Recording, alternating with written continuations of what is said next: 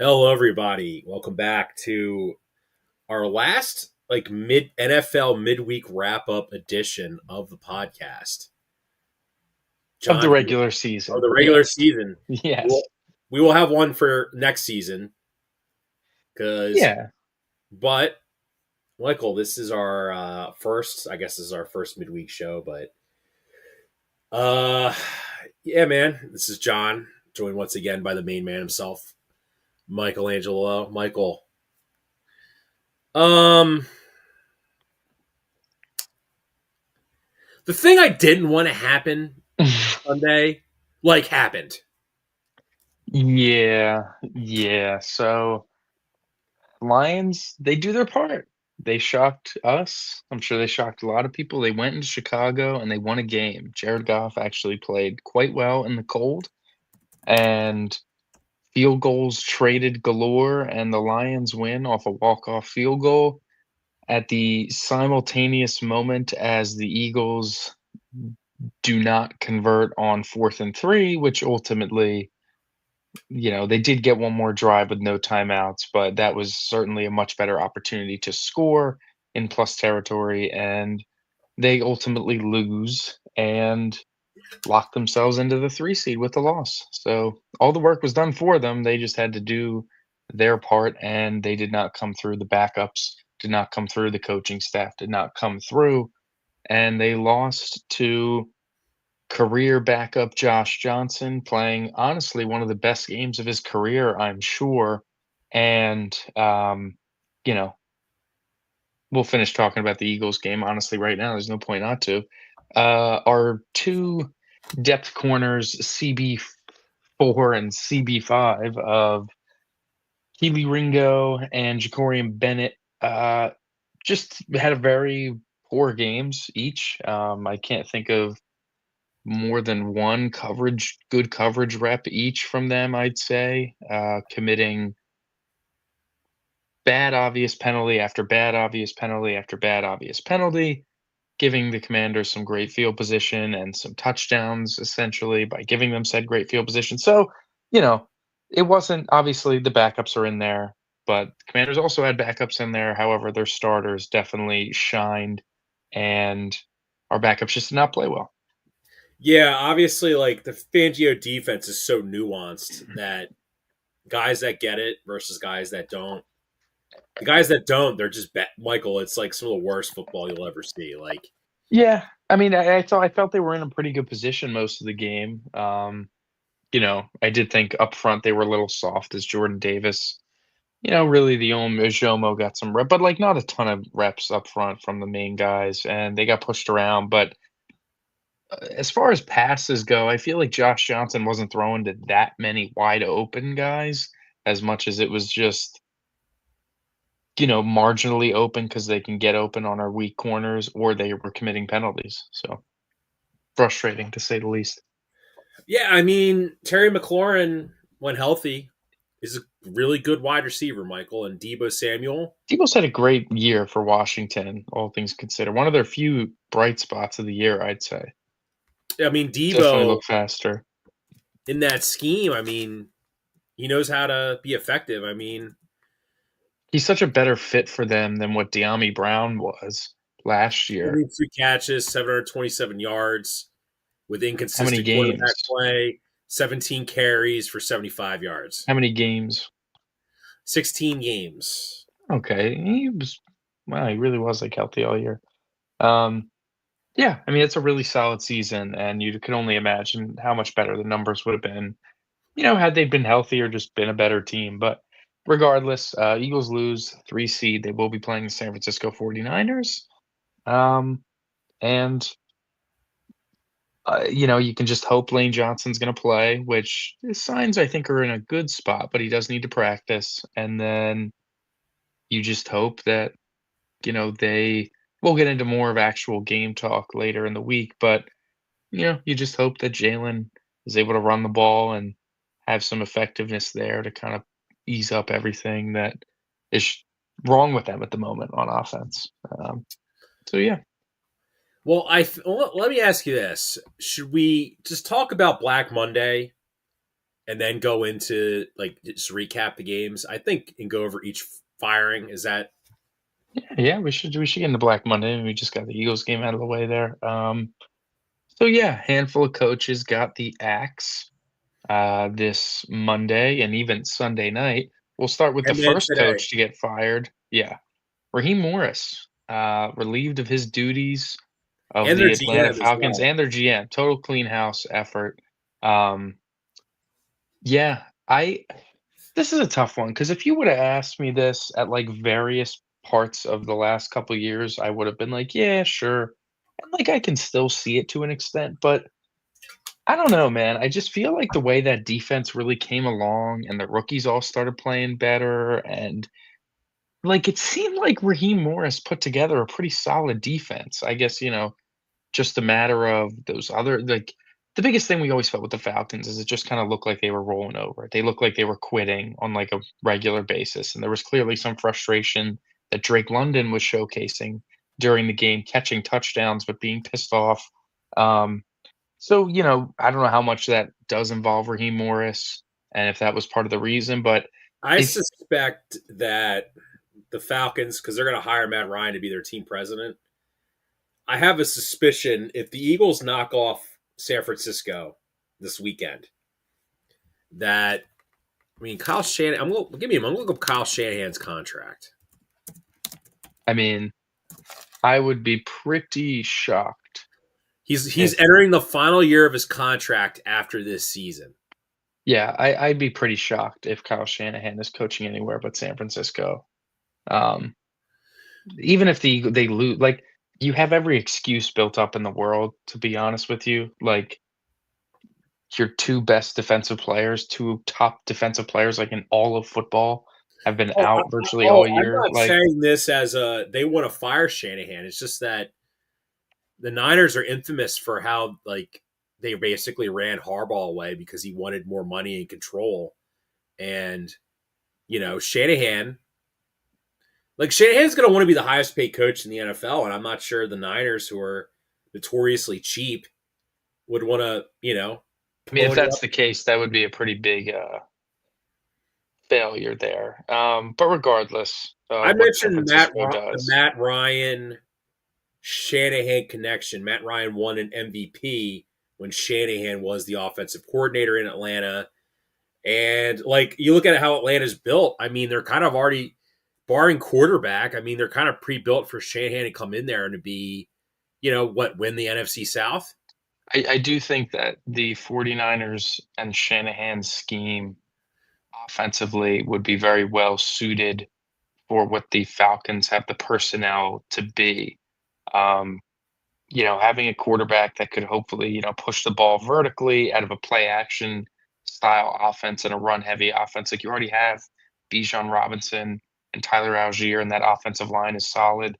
Then you got London, and like you figure out whatever you end up doing with Kyle Pitts, and it's like those are two very, very viable receiving threats. And they'll make Sh- additions, obviously, but Yeah, but it's just like it's really just the quarterback is a problem. That you drafted a guy top 10 that you don't know how good he is, and you have, while restructured, you had most Mac expensive Jones. backup ever. I mean, you had Mac Jones throwing a backups, put up 30 points against the Rams. I would just let Kyle Shanahan figure out the quarterback I position, mean, that's just to say if they get Kyle Shanahan, it's a very big if. assuming that's the case. I'm just That's saying. the biggest I'm throwing that as like a hot take, hypothetical. Yeah. as a hypothetical. I mean, realistically, I think it's going to be Clint Kubiak, Shanahan Jr. Essentially. It'll depend on who's running the show because, if they get some sort of geezer in there or something, that could be John Harbaugh territory. Not to leak the big prize, but anyways, other Prize, coaches to get prize. the to get the axe. Pete Carroll of the Las Vegas Raiders. He was relieved of his duties, Are one you and done out surprised there by in that? Vegas. Not now, not after seeing all the stuff come out. I thought Pete Carroll was a nice fit, a guy that kind of, you think about what he did in Seattle and how that was such a vibe change, and like he came in and totally like inspired a whole good, strong era of Seahawks I mean, football. that was like And 15 years ago.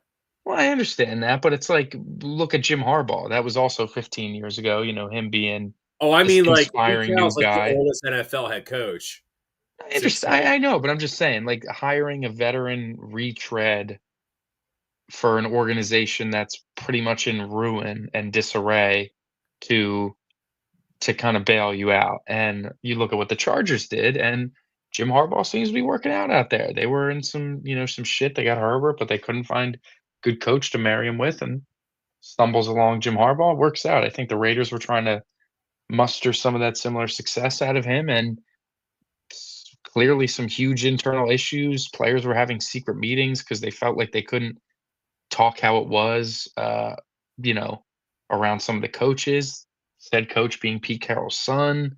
So real mess there. Definitely, I think worth cleaning house and getting a new crack at a regime change because it wasn't working out. So Pete Carroll done. All right, well, let's go on to our next one here. I believe it is, well, let's just talk. You defend this guy a lot. It's the Browns fired Kevin Stefanski. I'm a little surprised they fired Kevin Stefanski. I think when you frame it in a way that it's like, okay, he's been here for how many years now? Like 5, roughly. I think 6 maybe. And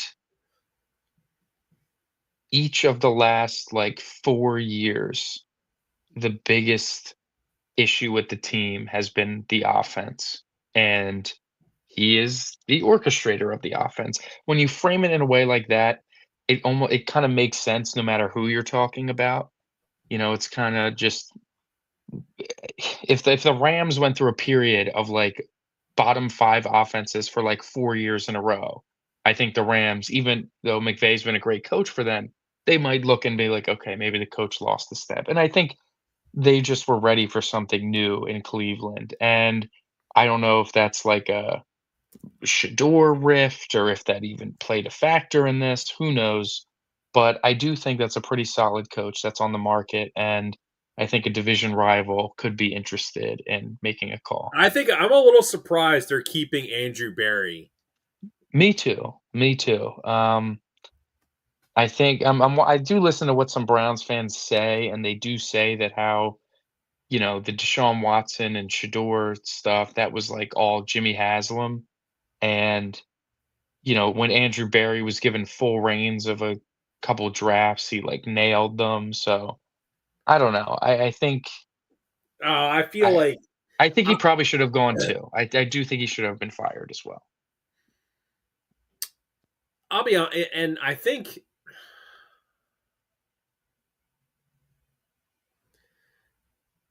listen, the Browns are picking, I believe, 5, I think. sixth. I think 6. this year they're picking sixth. So if they do want a good quarterback, they're not going to get Dante Moore if he comes out, or obviously Unless they Mc. trade up, they do have.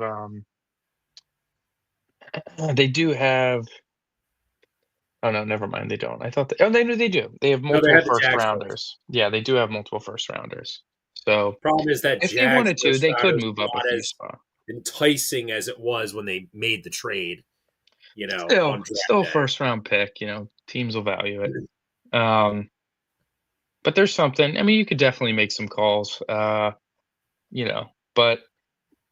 it'll be interesting to see what the Browns do from here.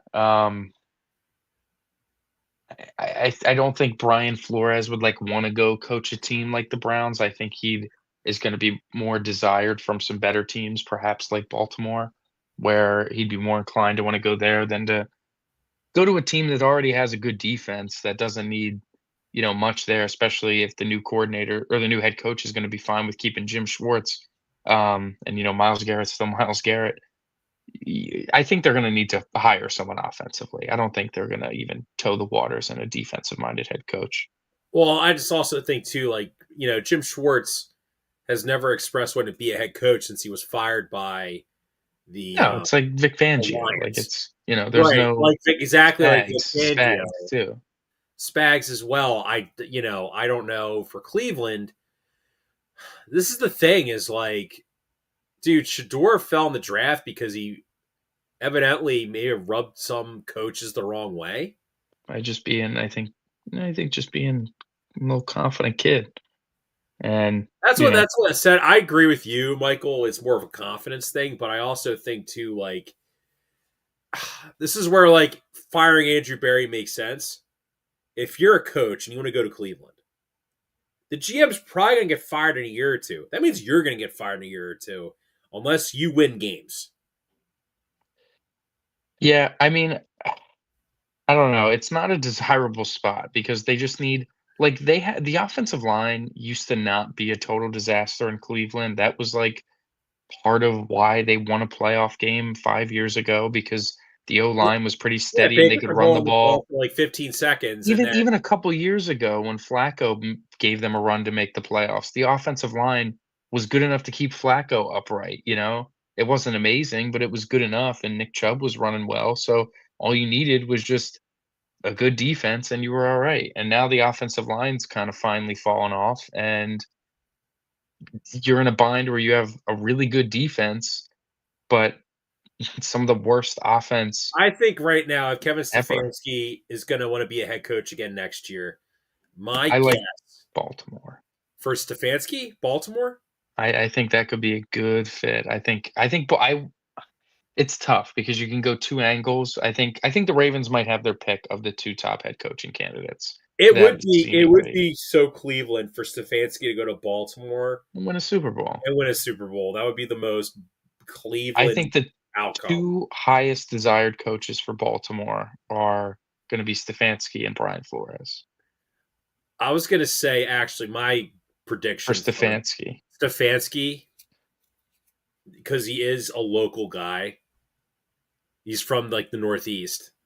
He went to St. Joe's Prep. I actually, I I'm have a think friend who's cousins with Coach Kevin Stefanski. I'm thinking the Giants. The Giants I make would a They ton have an of interview sense. with him already for tomorrow, right? So, I do think that is a good fit as well. I mean, Like don't you have I to question if you're Cleveland? We fired a coach and he's already being interviewed to be a head coach in like less than 48 hours. Yeah, listen, no one says they do things right, so, um, That's my thing is that some you look at bad the teams stay Giants. bad, you know? I mean, if you're the Giants, I mean, like if you actually like, let's just health wise for the Giants, Jackson Dart, Kevin Stefanski. I'm sure you would probably love working with Jackson Dart. Sure. I wouldn't be surprised at some point in this past draft Cleveland wanted to take Jackson Dart maybe like in the second round. That's probably why the Giants Well, traded up in the first place, yeah. you know? And Malik Neighbors is going to be coming off an injury, but he's still like an incredibly talented player. I know you freaking hate Scattaboo, but he's a solid running back. We'll see how that ankle looks, I but think, but like, I think that's the kind of running back. Stefanski wants a running back that can run it between the tackles. yeah, I mean, I And think Tyrone Tracy's not a bad number two no, running back listen, the either. Giants, you don't have to convince me that the Giants is a favorable situation because, if you like Dart, good for you, you got him, and then right, neighbors, and they're gonna be picking in the top 5 So with the they'll chance. probably take an offensive lineman. Yeah, that or they could take Carnell Tate and build a really solid receiver duo and, get dynamic that way. They could do They're a probably lot going of to do something things. dumb and throw like $20+ million at Alec Pierce. Regardless, whatever they do, Alec they're in a good Pierce, spot. Scatterboo, and Jackson Dart. Yeah. Um, but yeah, Stefanski is definitely going to be desired. The next coach that got canned that we wanted to discuss is oh, okay. We have an old friend, Jonathan Gannon. Got the axe from the Arizona Cardinals. That tenure has dried up. Um, just Pew, bad pew, pew, football. pew, pew, pew, pew, Bad, yeah, pew, pew, bad pew. football for years now. Like last year, they were a popular dark horse this year to be like, they could maybe sneak in and Kyler's healthy, all this sort of stuff. And the defense was just awful, and that's your job. You're the defense guy, and he had some issues with players on the sidelines. It all just feels like it didn't work out, No, and that team completely unraveled when he put his hands on Amari DiMercato after that, for sure. after he pulled a Deshaun Jackson. Yeah, no, the vibe shifted. Players definitely stopped. It seemed like they just kind of stopped caring But generally, dude, and if you look at the Cardinals right now, they're picking third in the draft. Man, like I do think that bodes better for Kyler because I I don't think think. it does too. And Yeah, I'm gonna tell you why. Can I bring up? I don't want to bring up the draft. I think it does depend on like maybe how they go about with coach or because obviously like listen as bad as the Raiders jobs does seem after this year, the head coach is going to get Mendoza, right? That's whoever they appealing. want. That's appealing because if you're a prospective head coach and you're like, man, I just want to coach, man, I want to be the guy that makes Mendoza like the next like an all-time Raider great. I want him to be the best quarterback in a storied franchise history. Like that's gonna be like my mission, like there's something there. But man, like because the Cardinals are picking third, I can't see Dante Moore like entering the draft and being like, I do not want the Jets to pick me. If the Jets pick me, I will not go play for the New York I Jets. mean, I just don't know. Like, I don't know what the Cardinals are going to do at the draft. I really don't. It all depends on the coach. But we think that it's a good. The firing is probably good for Kyler. I don't think Gannon is going to be getting a head coaching job as his next gig. I think he's going to go be a D coordinator again, probably. Um, who knows where, but definitely feels like he's getting a DC gig. I have a very good idea where I think he could be a D coordinator at. Hmm. Well, do you want to go over the coordinator firings after we go through, or do you want to I mean, just keep going? Let's we just got keep one going more head further. The coach. We got Cowboys one more fired head Matt coach. Eberflus today. Oh, okay. Shocker! Bang! Right there. That's where you think Gannon's going. Oh yeah, because the Cowboys are like the Eagles' little brother.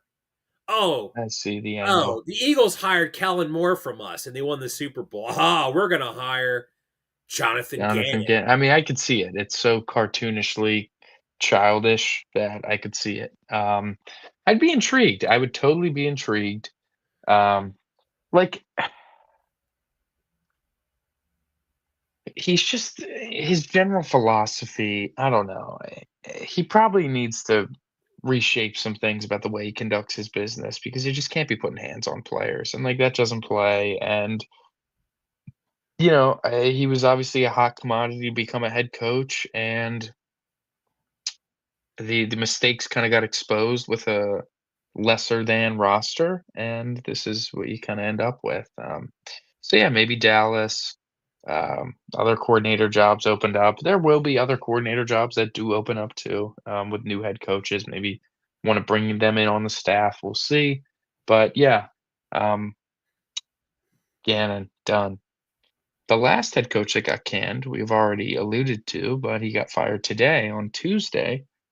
John Harbaugh, Baltimore Ravens. They did it. They actually did it.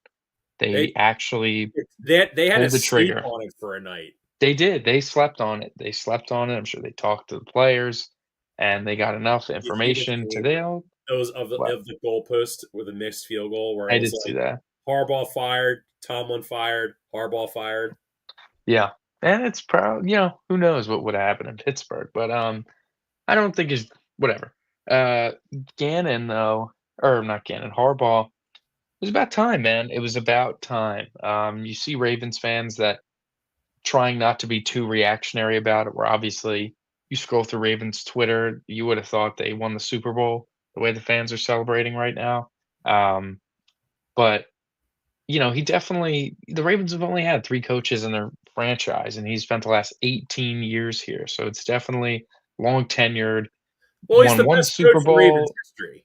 Yeah, sure. So he's deserves the flowers, but it was definitely overdue at He this was the point, head coach probably. for like half of them, half their existence since they became the Baltimore Ravens. But Yeah, exactly. So he has a lot of wins under his belt, but the message definitely went stale out there, and it'll be interesting, very interesting, to see where where he ends up, what his next job's gonna be. Is it gonna just be a head coach? Is he gonna be I don't know what he would coordinate. He never really was he's a not going to go back being a special teams right, right. coordinator. So he would I wouldn't be shocked if he takes the year off. That's usually kind of what these coaches have been doing. I don't think he would go to college. I don't think he's got that energy to recruit or whatever like his brother. Um, but I'm sure some teams would be willing to call. I don't know, maybe I don't think the Giants would be that silly, but you never know. If they think he's some wise whatever. I guess the best angle for him, he just got fired too, would be what Pete Carroll brought to Seattle. And I guess what Jim Harbaugh brought to the Chargers is that some team might think that John Harbaugh can rejuvenate and fix vibes somewhere. Um, and maybe Tennessee, would that I think that'd be a terrible hire in Tennessee, but I don't know. It depends how Well, geez, bad they're being Tennessee's run. bringing in They're bringing in Jason Garrett, and like just oof, just just fold up the franchise at that point, bro. yeah, because that's a huge the They're all right. Well, let's talk about Baltimore. The biggest job open, like this is a huge hire for the Ravens. Harbaugh being gone, they're out of his mind. It's really they need to nail this hiring more than anything. And you can go two directions. You can go with a defensive mind to help fix your defense because you let Mike McDonald walk out the building and he brought all the good defense with him, and they couldn't Well, they you know yes, yes, but at the same time, dude, you look at the Ravens like roster though, like their corner situation. Like Marlon Humphrey stinks. yeah, but you talk about maximizing talent and Like Matt Mike, Wig like is probably done I career mean, wise. what Mike McDonald's scheme defensively in Baltimore was different than what it was in Seattle because he can curate it based on the roster that he has. In Baltimore, it was all about sending these exotic blitzes and Patrick Queen, or excuse me, Roquan Smith and Kyle Hamilton, each alternating who's coming, and it was totally confusing quarterbacks, and it was brutal.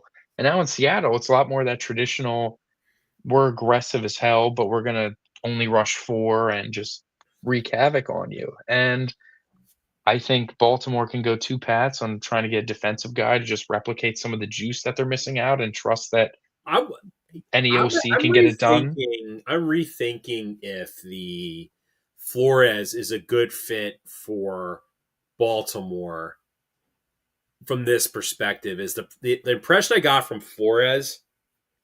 He's very much Belichickian in how he acts. Like he's like, you better show up to be obsessed about football because if you're not, like, I don't want you here, sort of vibe. Like but he maximizes the talent that he has. You look at Baltimore. I just never got the vibe. I think a lot of guys were just checked out and just didn't want to listen to Harbaugh.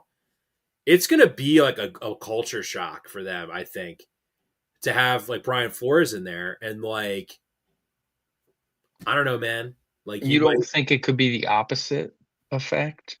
Like, look at the I don't know Eagles what the effect would defense. be because You like have look at the you talk about a culture shock. Look at the Eagles defense pre and post Fangio. Before Fangio, the defense was like mopey. It was always in the but wrong they made place. a Everything bunch of terrible. changes though. That's the thing.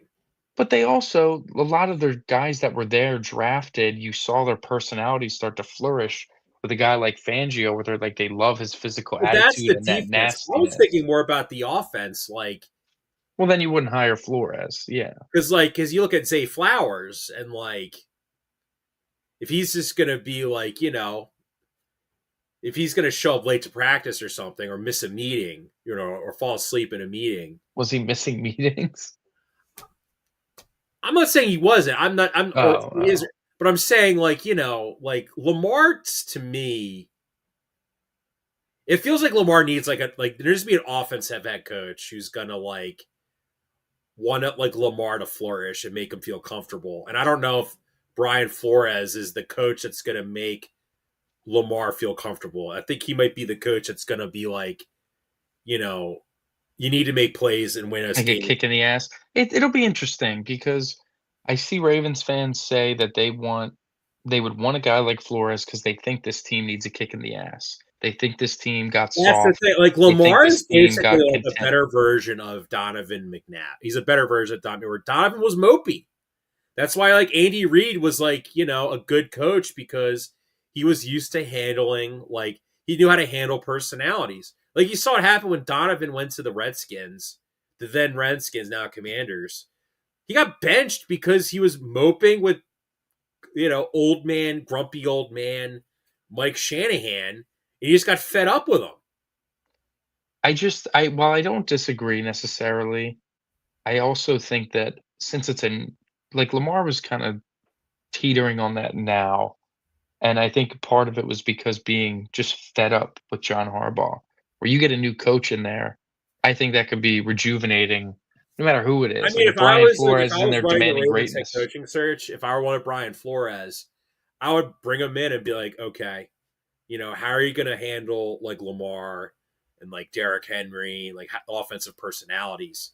Remember, Flores was the guy who was like, Tua sucks. I don't that's what I'm saying. Like like. he was right about Of what he course, he was was doing right, in but like Miami. that's the thing though is like he's gonna say okay, like okay, you say Tua sucks. All right, who do you want? Oh, I don't know, but I don't want Tua. He sucks. Like I mean, that's the thing. that they went You over his you head I into mean you Tua. hammer the fact home that you don't want DC being head coach. You've said that in the past. I know you said that in the past for that reason. It's like when it comes to offense, it's like they want nothing to do with it. They're like, Yeah, you got to find the right guy. Like you got to find Mike McDonald, for example. Like you got to nail it. And I think Mike McDonald has that personality, and I don't know. I think Flores would definitely like another crack at the head coaching gig, considering how the whole issue with Miami went down. But I don't know. I think Baltimore is going to have their options. I think uh, Flores or Stefanski would be good fits. I think Stefanski could be a good fit, thinking about a running offense and pounding the football. And you see, he's been able to maximize some when the receiving core was like Jarvis Landry and like the like um end of days Odell Beckham, we saw the Browns were able to move the ball and be effective with a good running game too. So I'd like to think with a quarterback like Lamar, you could definitely get some more out of the offense. But yeah, the last thing we want to talk about regarding firings is the entire NFC East coordinator base is gone. Both coordinators out in New York, both coordinators out in Washington, wires. and an offensive line coach, and Dallas firing Eberflus. I'm not sure who their OC is, but Does Brian Schottenheimer Johnson calls the Brian play. Johnson not get fired? No, he didn't get fired. Which means he's But probably like, gonna be the new OC. well, I wouldn't say that with certainty. It's one of those things where like, you Evidently, know, Jaden Daniels is not happy that Cliff got let go. that's what. Yeah, I saw that too. And like, not for nothing, I think I would be too, but I think at the same time, I don't think he got fired. I think they parted ways. I think he asked out. I think he didn't feel he was gonna have a I don't know if he wants to become a head coach again, that I don't think he thinks the opportunity was gonna get any better. I think that's honestly jumping ship before it gets ugly. And it was already really ugly this season, and I think he That's kind of scummy. I mean, it's scummy, but I think at this point he doesn't care. He's like, "Listen, look what I did his rookie year, and look how great the offense was, and we didn't replenish like the offensive line adequately enough, and you didn't get me a running back, and you know, Jaden Daniels kept getting hurt. What was I supposed to do?" And he's looking at the outlook for next year, like, it's not looking too great on offense. I'm getting out of here. That's how I honestly viewed that because it didn't say they fire Cliff Kingsbury. It's like Cliff Kingsbury wanted out and got out. I think Cliff. I wonder if Cliff is angling maybe for the Alabama job when that opens up Hmm. potentially, or a big time college job where I gotta be honest, man. I'm not. You showed me the Cliff Kingsbury flow chart before. We've seen it. He That is kind a of funny.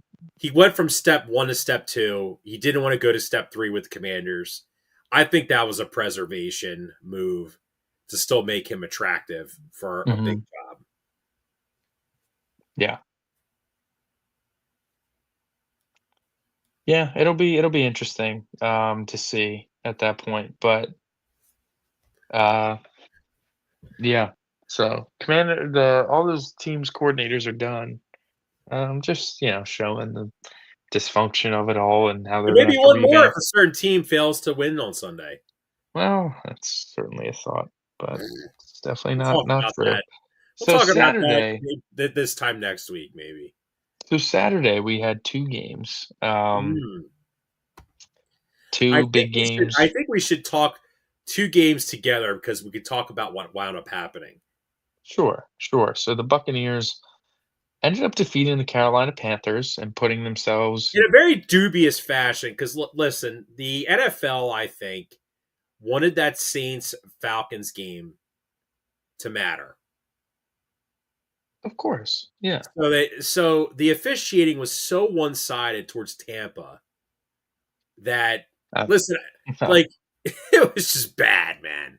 yeah, I mean, sure, yeah, there were some big plays, but at the same time, like I thought Baker played pretty well. It was very rainy. Um, and like Carolina is also just bad, dude. Like they're just not good. Bryce Young, it's like 11 of his 12 wins have been like fourth quarter come from behind victories or something ridiculous where it's like if games fourth quarters were only 10 minutes long, Bryce Young might only have like one win in his career. Like it's Well, just the games aren't 45 minutes long. no, but it matters how you play in the first three quarters too, No, no, it man. Like, does. I'm just saying. would I rather you be dog shit for three and a half I think quarters? they're a work in progress. Like, come on, man. I just don't think they're very good. Like they're No, they're not good. Not at all. I'm just saying. no, Like, and like I'm not, I like Bryce Young, but I'm definitely like bro, far 18 from months ago, sold this on was the him. worst team in football. Yeah, Look how and far they've come. sure, sure. They won some, listen, they won some gritty games against some good teams. They clearly have some sort of juice, but we see how important their running game was because as Rico Dowdle and Chuba Hubbard like both kind of struggled a bit and the offensive line really started struggling, all of a sudden they can't win a game like to save They their look like lives. they've just ran out of gas. Yeah, I mean, like so much of the offense was reliant on um checkdowns and running the ball and screen passes and just getting the ball out and not taking negative plays. And it's because Dowdle was making a ton of crazy plays. Rico Dowdle was like, oh, this fantasy steal, like he was so good. And as the year went on, he just slowed up and the offense went down with him where What's happened? I mean, they it's can't funny. sustain a game of offense. It's funny if you play like a sports trivia game, you're gonna look at like 1,000 yard rushers, and it's like Rico Dowdle has had back-to-back 1,000 yard seasons. Yeah, no, I mean, listen, he gets his touches. Early in the season, he was great, and it fell off in Carolina. So we're talking about the Panthers so much because the Saints and Falcons took place Monday or Sunday, and the winner was going to determine the division winner. If the Falcons won, Carolina would get in, and if the Saints won, the Buccaneers would get in. And lo and behold, the Atlanta Falcons came out victorious, and the Carolina Panthers, by virtue of a three-way tie, won the NFC South and will get the reward of hosting the Los Angeles Rams in the wild card round. But like the Panthers, I think are by far the worst team in the field. Maybe I shouldn't. Yeah, No, they are. maybe I shouldn't say totally by far. They're definitely the worst team in the field. It's just a matter of how much better or worse they are than I'd say the Steelers. And the Steelers are definitely a little bit better. They would definitely be favored in that game. But Carolina is just, I think they're about where a lot of people expected them to be, right around 500, a little under. And that just happened to be enough to win the division. Like, usually 8 and 9 is not enough to win your division, especially losing the last 2 games of the season to get there, and it was in a rare case. It's always fun when something like this occurs, and we'll see when they're playing off just nothing but will and hopes and dreams on Saturday afternoon. Yeah. Yeah. Real quick though, too. Even though the Saints lost, the takeaway I think from this game to me is that Tyler Shuck had another good game, Michael.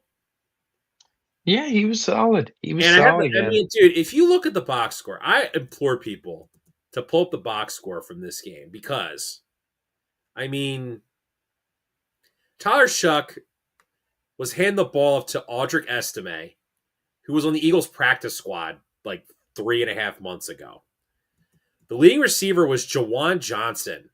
And then, bro, Dante Pettis, who I totally forgot was still in the NFL. Yeah. Did you know No, he was yeah. still in the NFL? I didn't know he was still in the NFL. I found it out. But yeah, Shuck was solid, man. It'll be interesting to see the Saints can get him some more weaponry to work with. See what Kellen Moore's cooking down there. Yeah, I'm just listen. Michael, I this wasn't like the false hope that like Will Levis gave Titans fans 2 years ago. No, Similar no. situation. This He's has a little got more way more juice. juice. Yeah, yeah. Way more juice.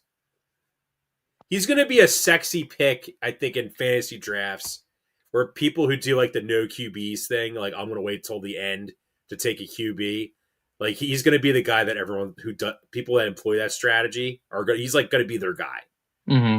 Oh, the Saints are still bad. He's going to be throwing tons of passes. He gets all these yards. He can Runs. he sort of runs. Like he had two. He Like runs. He can scramble. He can move. So yeah. But anyways, enough about the Saints. Um, Tampa.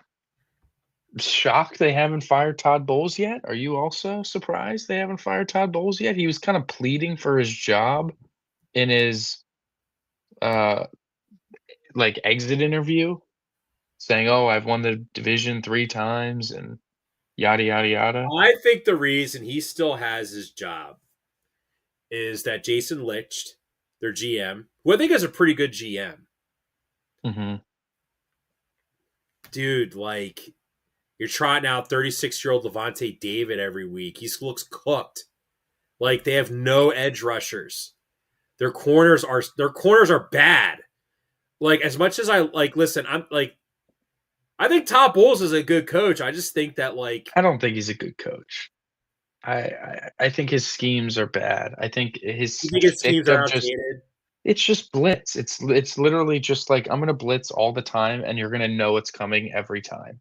And, like, they almost first of all, they have lost games this way, but they almost lost, uh, because on 4th down and long, they show the all-out blitz, they send the all-out blitz, and all the play is just Ted McMillan, "Get open downfield, I'm floating it up to you," and it's exactly what occurred. It was Bryce Young took 3 steps, lofted it, he beat the corner, and he drops it in a bucket, and a better throw, it's a touchdown, but a couple plays later, the Panthers score, and it's like, I he's been doing that for how long? And you expect it to still surprise teams, you know what I mean? Like, we all know it's coming. We all know what you're running on a big 3rd down or a big 4th down.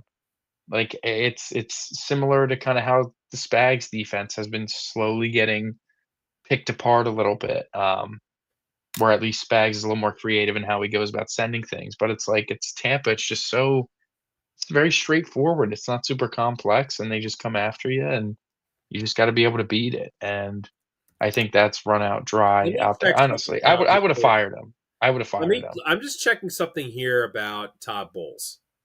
Is that obviously like we remember the Eagles didn't fire Doug right away. They waited to do it. Jason Licht came from the Eagles. I don't know if he was on the Eagles when they fired Andy.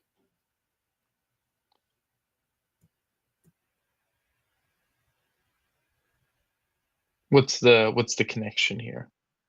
Well, no, I'm thinking that they're not just going to impulsively fire him. I wonder if they're going to do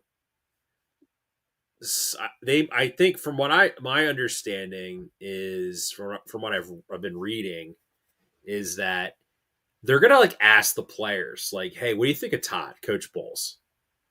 I And mean, if they they're went like, 20. Go ahead. if they're all gonna be like, "We love Coach Bowles," it's not his fault. We could have done a better job or whatever. Like if they stick up for him, it might be like with Sirianni in 2023 after they collapsed. The Eagles and the Buccaneers both had very similar collapses this year, in my opinion. Yeah, sure. It was just But hamstrung by their talent. But like this defense, dude, like sucked. it 20th in did points per suck. I'm game, just saying, like, 19th in yards per game, 24th in points per play, 25th in yards per play, 15th in third down conversions, um, 32nd in red zone scoring defense. 32nd. They gave up the highest percentage of touchdowns in the red zone this year. That's not good, man. That is not good that you're relying on just getting a big sack in like midfield to get off the field all the time. And I don't know. I think that's enough for me to fire him, bring in someone else, and let them decide if they want Baker here or not, and like make that decision. well, man, I need that take about them being the worst team in the NFL this year, next season, for my arch take to Yeah, for be your true. arch take. They Yeah, need listen, to, I they don't think need to that's a keep bad. them Well, it seems like they are. or Honestly, hire it Pete seems like Carroll. if they wanted to fire him, they would have by now, and they clearly don't. I don't know if that's necessarily true because, like, I don't know, man. Interviews are already getting scheduled, man. Like, you might as well get Well, on it. I mean, like Thursday they fire them. Like I'm saying, All right, we'll see. I We'll guess see. I don't know. Next game of importance, Saturday night for the 1 seed and the NFC West crown. Seattle Seahawks go into San Francisco I knew and after Brock Purdy scored 10 touchdowns in 2 weeks, he was just going to lay an egg that game. put on a defensive masterclass against the San Francisco 49ers and win 13-3. So, like you said, John, Brock Purdy was coming off some really good games, and he ran into a buzzsaw that is the Seahawks defense. The Seahawks defense is incredible. It is absolutely good enough to carry what can be a sluggish offense at times to a Super Bowl. I really think the way the Seattle Seahawks are constructed, um, I think it can be a very similar version of what the Eagles were last year. I think offensively, like everything is kind of downgraded a little, like a couple notches for Seattle, but I think every the defense is every bit as good, potentially better than what it was last year for the Eagles. And we saw how the Eagles got to the Super Bowl. It was two really it was very good defensive performances throughout, and the first two games where the offense wasn't playing all that great outside of some big splash plays, they were creating a lot of turnovers and they were keeping them in the game. Hurts took a lot of sacks, but it didn't matter.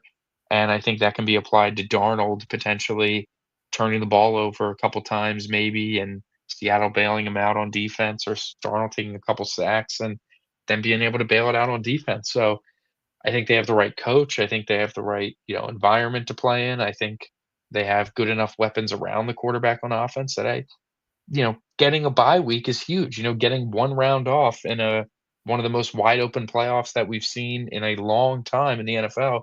It's definitely nice to not have an extra opportunity to Well, potentially what lose. I thought was really impressive with Seattle was their ground game has been inconsistent, I think, all season to a certain extent.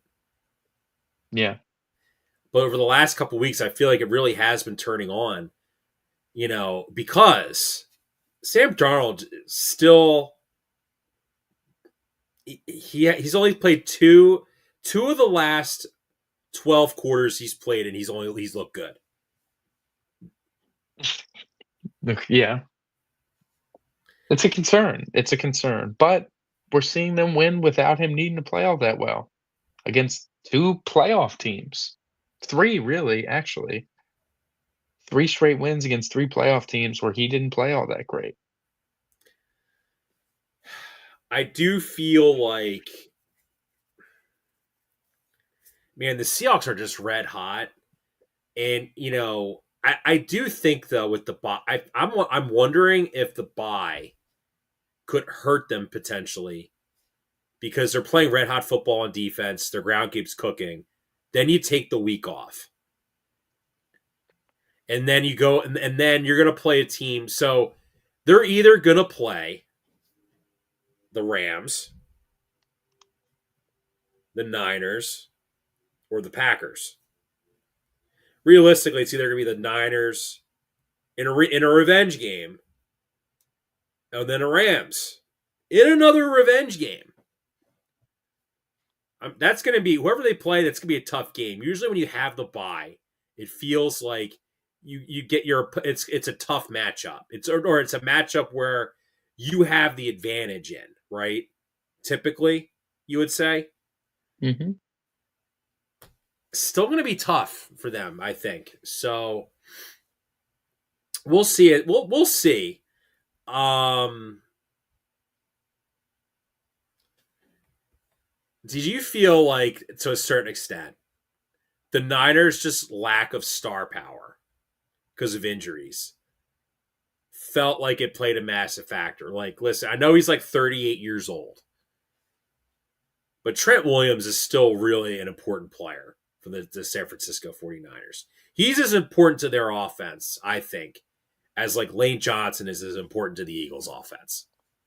Yeah, I just don't like, I don't know. I think Seattle's strategy was to kinda not over commit to stopping McCaffrey through the air, and I think that's kind of how their passing game flows at times when the running game isn't working, is using McCaffrey to get the defenses, like, ready for it, and then that's when they kinda take him out over the top, and they were kinda letting him go, and yeah, absolutely, Trent Williams would have helped a lot in that game, but we've seen that offense cook without him. Obviously, he is important, but we've seen it the last few weeks. It be fine without him as long as like the weapons were there and Shanahan was cooking whatever. But what it just ended up being was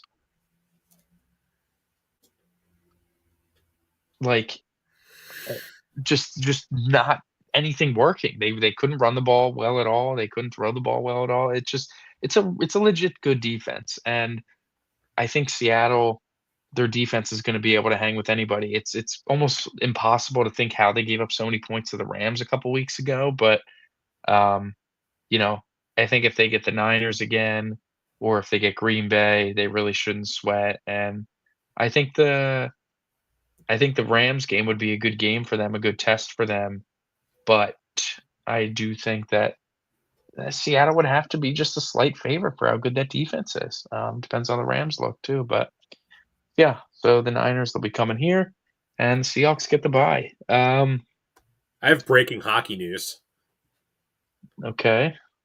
Igor Zamula is now a Columbus Blue Jacket. Oh, And interesting. Twitter account that we both follow, Get Puck Steep, quote tweeted saying, Zamula Provorov gonna star families. Yeah. Yeah, it's not a good unit there. Sorry. You're good, you're I good. mean, there's a lot of this is just slop, dude. So, all No, right, yeah, so looking at the slate, I mean, there's nothing really to talk I about. mean, Browns win the. I mean, listen, Miles Browns Garrett beat. got the sack record, that's important, that's You know, really kudos cool. to the Bengals for losing, so they can, actually maybe be in a position to draft like a potential like game changer on defense. There's gonna be so many edges in this draft.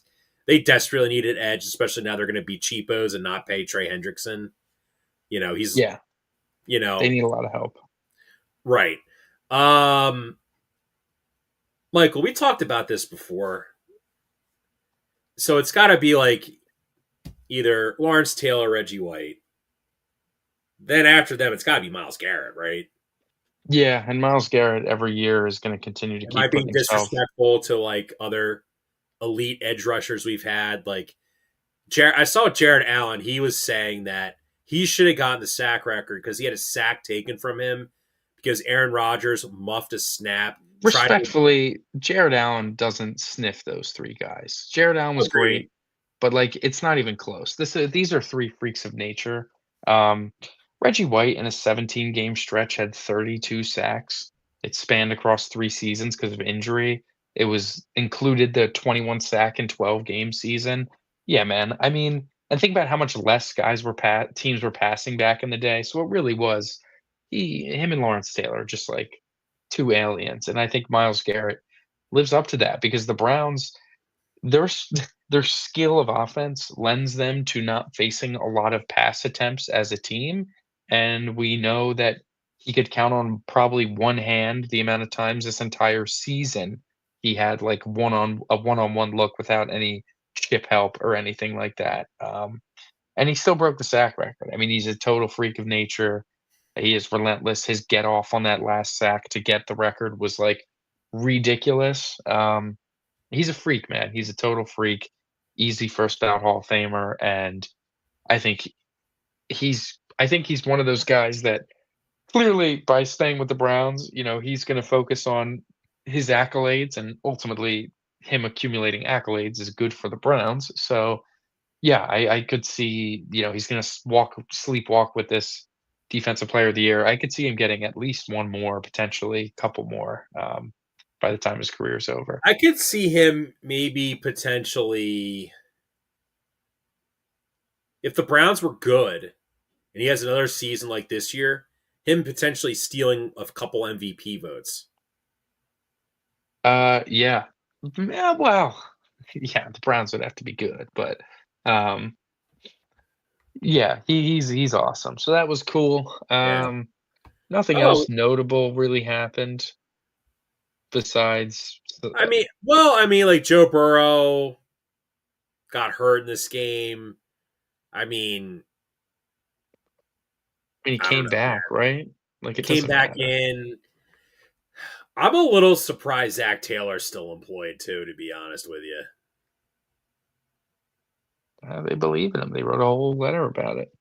Yeah, they really no, I don't think he's the biggest problem there, honestly. And, like, we're not Zach Taylor it's guys, the but, owner's like, checkbook is the problem. yeah, I think it's obvious at this point that his offenses are, like, fine enough. It's the defense, So, I think that's where the problems with Zach So then we Taylor get into come this in. whole like rut of slop. Yeah, there's nothing to So talk about. Like, I'm genuinely just not even. so we're gonna, if you don't mind, we're just gonna kind of do like the Berman's fastest 3 minute sports. Vikings Packers. JJ McCarthy looked, 9 looked okay. Then he took himself out of the game, and his coach looked pissed. But they didn't matter. They beat the Packers backups 16-3. Hooray, whatever. Giants Cowboys. Giants won. Is this the Giants' first win against the Cowboys since like 2015? I find that hard to believe, that, like, Dak has never lost to the Giants. And maybe does this even count because, you know? Well, Uh, you see Dak's record against the NFC East that gets thrown around. All of his yeah, losses that he's they ever had haven't have occurred lost. I mean, against they the Eagles. lost in 2021, the end of that year, or the end of 2020, and they were very injured. That was Dak's big injury year. Before that, it wasn't since 2016. So, yeah, I guess it has been a while since they lost. Uh, Dak, I guess, hasn't lost to them since 2016. So, I love that they took Dak out to make it be like, oh, he didn't lose the full game. yeah, yeah, yeah. That's why the Cowboys are losers. All right, Jags Titans. Jags just straight up smack the Tennessee Titans around. The only thing I just saw notable from this game was people bitching about the K balls because Cam Little's a freak of nature, like Brandon Aubrey. He's banging it. He banged in another super long field goal. This one was from 67. People are complaining, well, if you get a touchback off a kickoff, all you need is 15 yards and you get, 3 points easily. I mean, he's just a freak of nature, man. Let's say you replace the K balls with regular balls. You could probably still drill 60-yard field goals. Yeah, I mean, he's just ridiculously He's just a strong. really good player. And listen, Yeah. Jags, red hot, took care of business. They're the 3 seed. They look a lot better than the Denver Broncos right now, Michael. I'll tell you that much. Yeah. All right, next game, Colts Texans. Listen, the Colts lost 8 straight games to end the season. The owner had a meeting, like a press conference, saying we're bringing back both Ballard and Steichen, but the pressure's on. But man,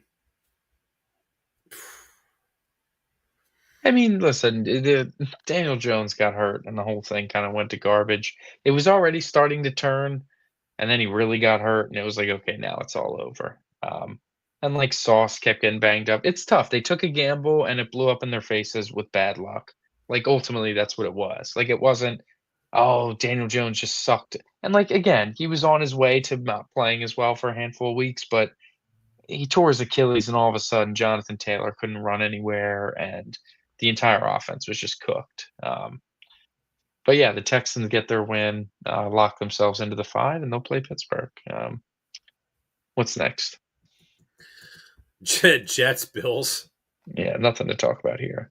Closed That, Highmark the only Stadium. thing I want to Yeah. bring up is that the Jets not having an interception all year. That might be one Oh of the yeah, most pathetic statistics I've ever seen. it's historic. Might never happen again. It's the first time this has happened since 1933, where the team passing the highest amount of passes or passing yards leader was like 973. 970. No one threw for 1,000 yards in 1933, and every year after that, someone had thrown an interception. So pretty insane. Probably you'll never ever see that again. Truly remarkable. Do you want to really do Bears Lions, man? And we talked about it a little bit. The Bears couldn't move the ball all that effectively. Detroit came to play, and Bears missed a kick, and the Lions were making theirs, and that's kind of the story. That's all. It was very nondescript game. What did you think about Ben Johnson taking a shot at the Eagles after losing that game? Going, oh well, we played our stars unlike some other teams. Yeah, that was weird. Ben Johnson, I think Ben Johnson just hates the Eagles, low key. I'm not saying that be a homer. I think he saw them win the Super Bowl. He's like, oh, well, I have this genius scheme, and Sirianni's an idiot, so I should be. I don't know if it's necessarily against the Eagles. I just think that's kind of the personality that he has in I general. mean, after they beat the Eagles, he ripped his shirt off and was celebrating in the locker room. It's a big win. You beat the reigning Super Bowl champs. That's it. Oh, it is a big Well, win. I'm just thinking, why is he not doing that against they didn't have as big of a win as beating the Eagles on the road, and that's pretty, I think, inarguable. So I just think that's the kind of guy he is. I think he's a bit of an asshole, bit of a like cockier guy, bit of a high intensity guy. man? Um, What's up with Bo Nix barely outplaying Trey Lance in this game? oh, you moved to the Broncos, Chargers. Um, yeah, I mean, Bo Nix isn't very good, and I think we'll get to doing talking about the playoffs next week. But yeah, it'll be interesting to see who comes up to Denver. Denver is the 1 seed. They did secure it, but man, dude, they. I don't think this is a case of Sean Payton not wanting to tip his hand before the playoffs, Hmm. because we already saw with metrics all the meat the Broncos offense leaves on the bone, so to Hmm. speak. Like Troy Franklin would be a top 20 receiver if the passes thrown his way were catchable. We'll talk about that this weekend, but man, I don't know. I'm not feeling I'm feeling a little uneasy with them. I do need in a block pool Broncos Texans.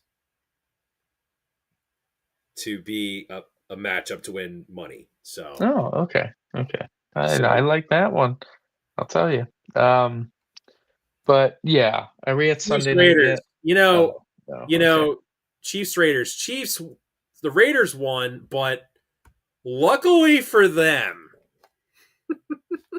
for the Raiders, the let me pull up Tankathon one more time.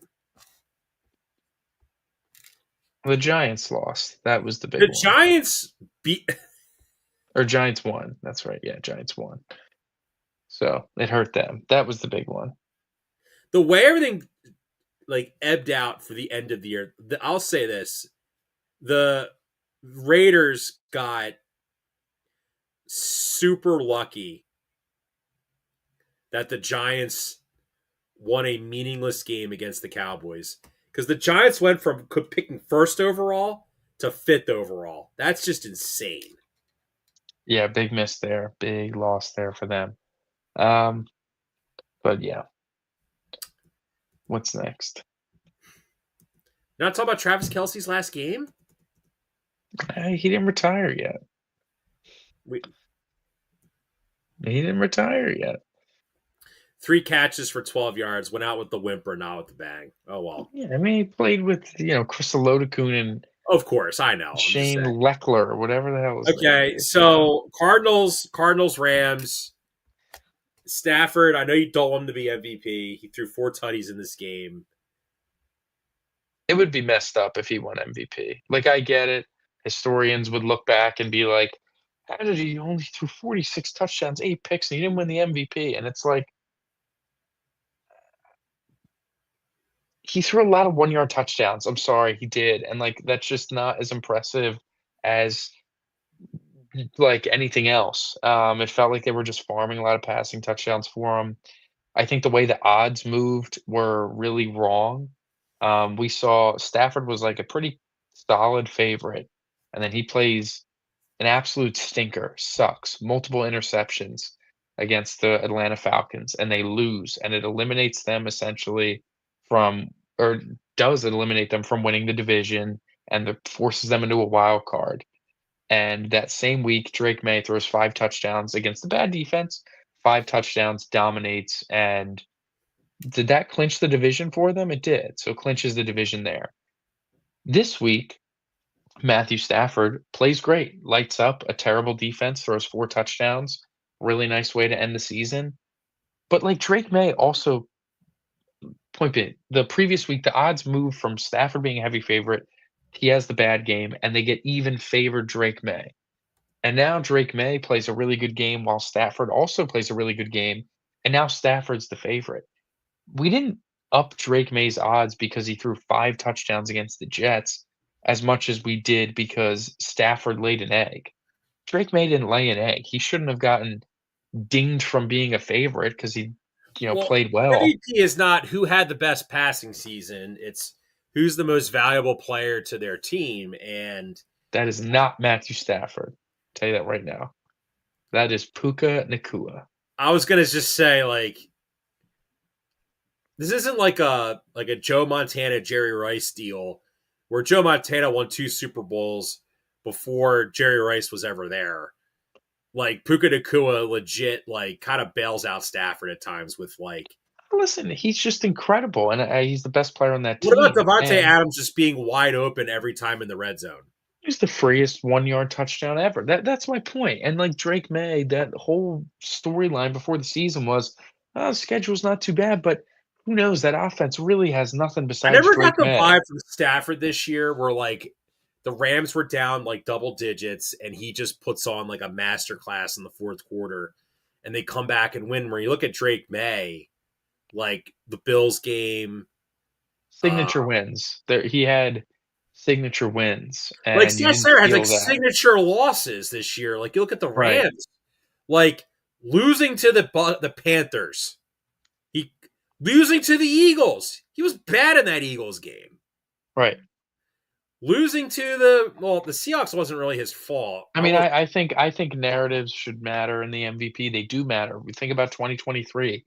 Lamar did not have the best stats that season at all, but he was very valuable to that Ravens team, and the advanced metrics favored him, and his impact could not have been outweighed. I mean, the perfect example was the 2 MVP favorites, frontrunners, were Lamar and Brock Purdy, and it was all coming down to one Christmas night matchup between the 2 teams, and it was really like whoever plays better and wins the game is going to win the MVP.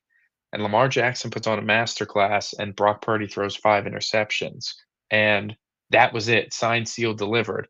Why wasn't Matthew Stafford, and Brock Purdy had, like, considerably better stats than Lamar Jackson that season. Why wasn't Stafford's stinker the nail in the coffin? To me, We are, man.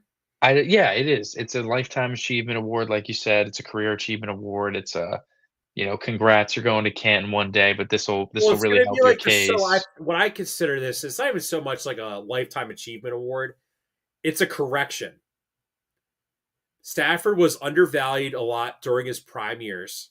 So we got to give him this award as the AP like the media votes on the award because we overlooked him. So now we're gonna when he has a good season now, we're gonna have to give him this award. Yeah, I mean, it's their way of saying he was always really good, it turns out, but we could never acknowledge a ton to a guy that was on a 5-win Lions team all the time. And you know, again, traditionally, you just wanna look at some box score stats. You'd think he's a slam dunk MVP, not even close. But when you actually Well, dig into Justin some Herbert's metrics only and been in stuff, 2 Pro Bowls. yeah, and when you dig into some metrics with the MVP race, Drake May definitely clears. And I think, it's tough. That's tough. That's a really impressive MVP for Drake May to get in his second year if he could get it with that roster not being that good. We would look back and be like, wow, that Patriots roster had a whole lot of nothing on it. And then you look at the Rams. This Patriots team would be the Panthers if you took Drake May and put Bryce Young in that spot, in my opinion. Like, yeah, yes, honestly, yeah, it's a pretty good comp, I'd say. Um, for sure. I mean, Drake May does a lot under pressure well. He does a lot like he just turns a lot of his okayness around him into really, really effective, and that's valuable. It's the definition of it. Um, so we'll see. We'll see how the playoffs turn out. It doesn't really matter, but the fact that they're still letting you bet on the MVP to me is a little fishy. Shouldn't it be taken down? Why wouldn't it be taken down? So we'll see. But that'll take us to Sunday night. Wow. Steelers Ravens in like the most classic AFC North classic there ever was. It was pretty much slop for most of the game, and then all of a sudden, both teams could not be stopped. Lamar made some really nice throws and some really nice plays after not being all that good for most of the game, and then Rodgers and Steelers receivers were getting open, and the ball was just ping ponging back and forth, touchdown, touchdown, being traded, and it I think culminates. this game is literally, I think, the perfect summary for the Ravens season. Yeah, yeah, it culminates ultimately in Chidobe Awuzie slipping on a double move from Calvin Austin, who ends up wide open for the go-ahead touchdown after Lamar completes a nice deep ball to Zay Flowers on a good design, and Chris Boswell misses, and it might have gotten tipped an extra point, the first extra point the Steelers have missed in years, Sean. It's been years since the Steelers have missed an extra point, and it felt like, wow, they're gonna lose because that's their first missed extra point since Well, remember 2023. what Boswell shanked that 2 games in a row the Steelers get lucky with like missing easy kicks Mhm. Yeah, and so he getting bailed misses. out at the end. Yeah, so Lamar goes the other way down the field and Well, you bring has up a turnover, like you've brought up turnover luck. Is this like what would you just call this with the Steelers, man? I don't know. It's just what and Lamar converts the huge 4th down, with a great play and a great throw and a great catch by Isaiah Likely. They're in field goal range. It's not the easiest field goal in the world, but it's something that needs to be made, and, eh, just the definition of the pressure getting too much for the kicker because that was a flat out miss right off the foot. It wasn't even close, and it never had a chance. As soon as he kicked it, he knew he missed it, and that's you know he was scouted and he was drafted right by the Ravens, and like they held a lot of pride. They said they took a lot of interviews with him and felt that he had the mental makeup of the right stuff to be an NFL kicker on a good team that's going to be kicking in big moments. And he misses it. He misses it. The game winner, very makeable. Steelers would have been out. Ravens would have been in, but vice versa. Steelers hang on, win by two. I mean, you look at I have Tyler Loop's stats pulled up. So from 20 to 29 yards, 10 for 10, 30 from 39 yards, 11 of 11, 40 to 49, 8 of 9. That's the One game. miss, man. One miss. He's not a bad kicker. It's But just a from tough 50 miss. yards, one for 4. Yeah, not a lot of attempts. Obviously, not a lot of makes, but uh, simply just missing it in a bad spot. Something he needs I to know learn Tucker. from. I mean, listen, I don't want to spend too much time and talk about creepy, Justin Tucker. But when he was in his prime, those were the kicks that he was like guaranteed to make. You Yeah, know, sure, but you know, he he's not started there. sucking, and yeah. I So think that's this is why that game was the perfect microcosm, like a perfect microcosm of the Ravens season. They look like they get down early. They start coming back. Lamar's making some big plays. You think they're going to win, and then just a really bad mistake to end the season. I mean, listen, man, like there's just so much talent on that team still. Like that's the mind-boggling thing. yeah, it's the talent has become more concentrated. Um, it's just Lamar didn't have a great season. He was never really healthy all season either, and I think, like we've talked about at length, the John Harbaugh message kind of went sour, and they're due, I think, for an offensive refresh to get things back on track because obviously we're it's a great quarterback in there and really good running back. That was great. And listen, you were a missed kick away from going to the playoffs. We don't think they would have done anything there, but you know, still had every opportunity to get in. Um, which that wraps up the regular season. That wraps up week 18. So let's at least uh talk about the playoff bracket. We don't need to go into the specific matchups, but we do have the seedings and the bracket and the matchups I for the was wild actually card going to round. counter because we won't do another show until Saturday. I think we save Yeah. the bracket till Saturday's show, and we briefly talk about the Final Four of college football. Okay. Yeah. I mean, we're just okay. So we have games Thursday and Friday, right? Semifinals before the national championship on Thursday's the Miami, 19th. Ole Miss. Friday Yeah, is Oregon and Indiana. Oregon. Um, yeah, yeah. Mm, the games have been kind of a stinker. That's always the risk with college football. Obviously, the Ole Miss Georgia game was awesome, but the other three, well, the other two, the Miami Ohio State game was fine, but the other two were pretty terrible. How about or wait, no, it was Miami Ohio State. Miami went into Ohio State and won nicely, but Mm-hmm. Oregon really handled their business. That was a pretty dominant performance from start to finish, and Alabama got absolutely spanked by Indiana. Really great performance from Indiana. It was close early. If Alabama felt like if they were able to capitalize and score, they could have kept that game in it a little bit, but they ended up just getting absolutely ravaged. Indiana could not. Alabama didn't seem like they wanted to tackle, right?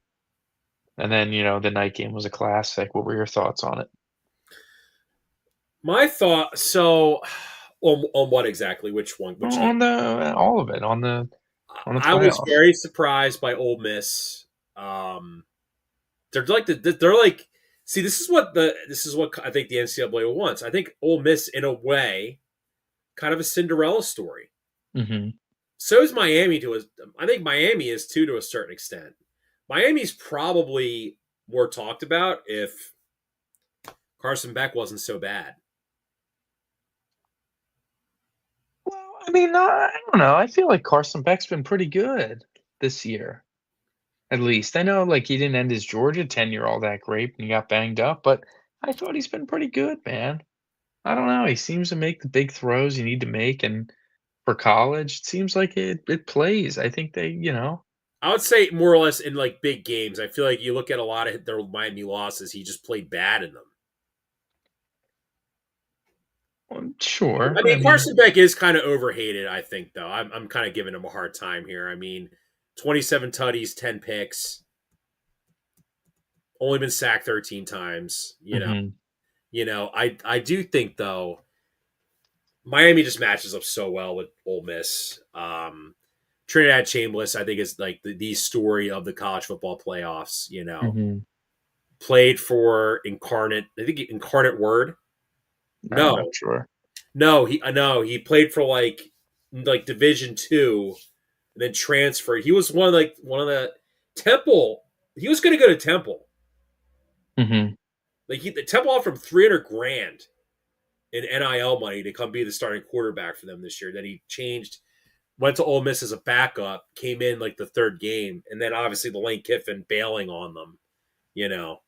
hmm Going to LSU. I think that's going to be a very fun game. Obviously, I think the game that everyone's going to look at, it's going to be Indiana, Oregon. Oregon, I feel like just lose Rematch of them earlier in the season. match earlier year, but man, Oregon just this is going to be like I think like honestly defying expectations. I feel like they just poop the bed a lot in like big games like this. And you look Yeah. at Indiana. Indiana's just like a machine almost. Kurt Signetti.